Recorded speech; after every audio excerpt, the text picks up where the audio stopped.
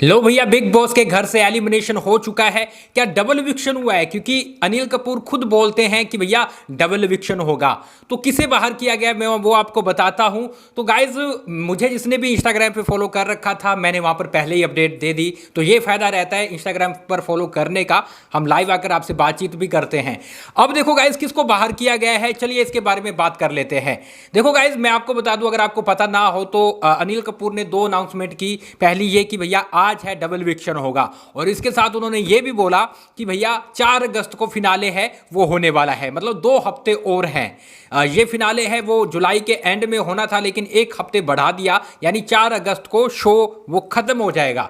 ऐसे में घर वालों को बोला गया है कि भैया 2 हफ्ते हैं, जो कुछ करना कर लो, जो उखाड़ना उखाड़ दो।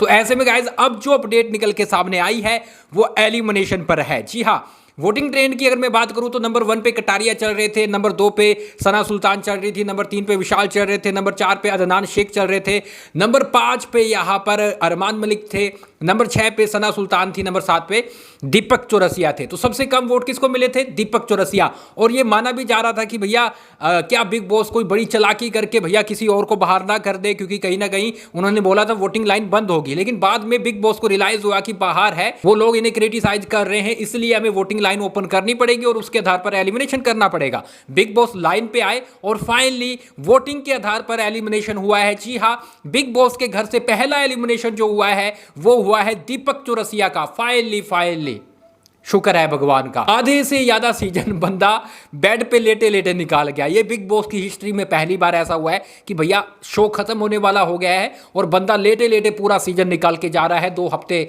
पहले ही जा रहा है। तो कहीं ना कहीं ये बड़ी बात है और दीपक चौरसिया बाहर हो चुके हैं।